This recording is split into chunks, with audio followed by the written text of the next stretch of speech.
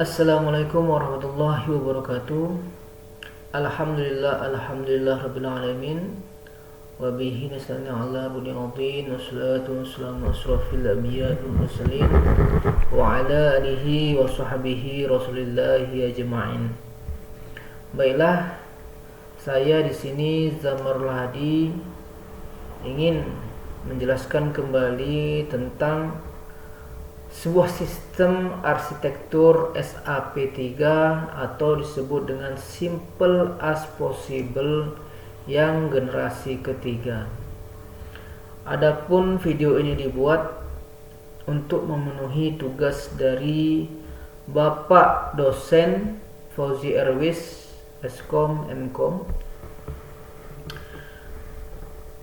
karena kemarin kan pada 2 minggu kemarin kita kan sudah membahas tentang arsitektur SAP1 dan SAP2. Nah, pada kesempatan kali ini kita akan membahas tentang Simple as Possible yang ketiga. Nah, yang pertama itu kita harus mengetahui pengertian dari SAP3 ini. Apa sih sebenarnya Simple as Possible yang ketiga ini? Ialah komputer sederhana yang dirancang untuk pembelajaran, baik kita sebagai mahasiswa atau kita yang sudah sebagai guru. Tujuannya apa? Adalah membantu memahami konsep dasar dari arsitektur komputer itu sendiri, termasuk pada eksekusi instruksi, pemrosesan data, dan interaksi antar komponen. Itu dia pengertian dan tujuan dari SAP3 ini. Kemudian sejarahnya, sejarah terbentuknya SAP3 ini. Mengapa diciptakan SAP3 ini? Dikembangkan oleh siapa? Dikembangkan oleh Maurice Mano dalam bukunya itu Computer System Architecture. Itu dia awalnya. Nah, karena SAP atau komputer SAP ini ada 3 generasi, jadi pada generasi pertama ini dia fokusnya itu atau yang paling dasarnya itu ialah dengan mengoperasikan aritmatika dan transfer data. Jadi dia SAP1 ini fokusnya itu ke operasi aritmatika dan transfer data. Pada dasarnya seperti itu. Yang paling dasar pada sebuah sistem SAP. Nah, pada SAP2 atau generasi kedua ini dia ada penambahan fitur seperti alamat memori yang lebih besar, atau ada juga disebut dengan register tambahannya itu. Nah, pada SAP3 ini dia untuk menyempurnakan dari SAP1 maupun SAP2 dengan tambahannya itu, atau disempurnakan dengan interrupt, kemudian stack operation, dan indirect addressing. Jadi disempurnakan pada bagian itu. Nah, itu dia ya. Nah, untuk fitur utama dari SAP3 ini dia ada beberapa komponen seperti saya jelaskan sebelumnya juga, baik dari SAP1 maupun SAP2 itu ada ALU, unit, logika, dan aritmatik. Kemudian ada register, kontrol unit, memori, dan bus system. Kemudian yang kedua ini ada set instruksi. Ada apa saja? Ada operasi aritmatika. Di dalamnya itu ada ADD atau sub. Kemudian ada logikanya. Di dalam logika itu ada AND, ada OR. Dan bagian kontrolnya itu ada jump, JUMP, lompatan, kemudian ada call, Kemudian yang ketiga ada mode addressing. Mode addressing ini di dalamnya itu ada direct, indirect, dan immediate addressing. Itu. Contoh implementasi pada SAP3 ini itu bisa digunakan pada penjumlahan angka.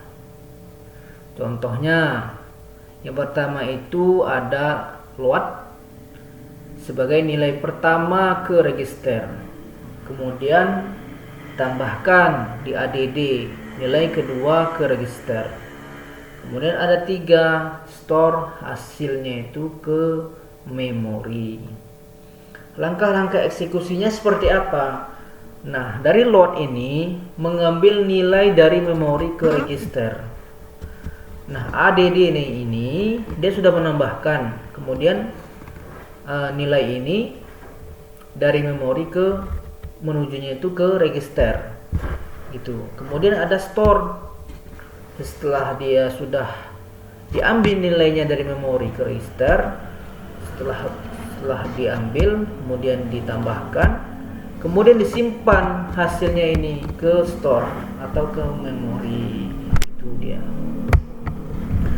Kelebihan dan kekurangan dari SAP3 ini ialah kalau kelebihannya itu dia sederhana dan mudah dipahami. Namun fiturnya ini lebih lengkap dibandingkan SAP1 dan SAP3. Dan lebih cocok untuk simulasi proses eksekusi pada instruksi. Ya, bukan berarti SAP1 dan SAP2 tidak cocok. Cuman di sini SAP3 ini dia lebih sempurna atau lebih kompleks pada saat kita mengoperasikan bagian eksekusi instruksi gitu. Nah, kalau kekurangannya itu ya dia tidak digunakan secara nyata, kemudian terlalu sederhana untuk aplikasi dunia nyata gitu.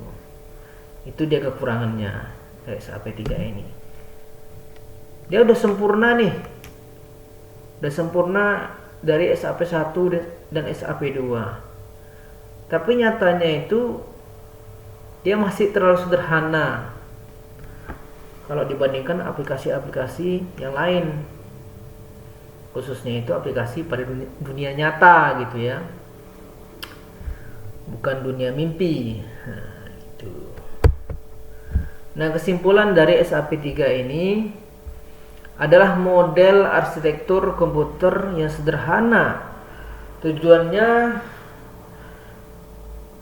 dirancang untuk pembelajaran dan lebih memahami. Dengan SAP3 ini kita dapat memahami konsep dasar sistem komputer mulai dari eksekusi, instruksi hingga interaksi komponen gitu. Jadi keseluruhan dari kesimpulan kita dari minggu kemarin dari SAP1 dan SAP2 dan SAP3,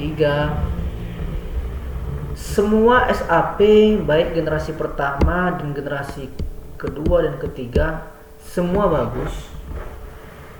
Semua sudah mewakili lah bagian-bagian yang baik kita gunakan pada pemahaman untuk pembelajaran. Cuman di sini diciptanya SAP3 ini ya untuk lebih disempurnakan kembali, baik SAP2 maupun SAP1. Nah, jadi itu yang dapat saya sampaikan, dan harapannya semoga rekan-rekanku sekalian bisalah sedikit banyaknya memahami tentang apa yang saya sampaikan.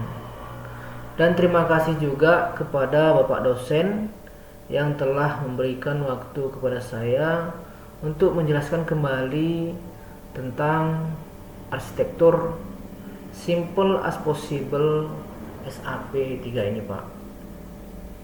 Dan pada rekan-rekanku sekalian. Selamat ujian UAS, sehat selalu dan bahagia selalu. Terima kasih. Wassalamualaikum warahmatullahi wabarakatuh.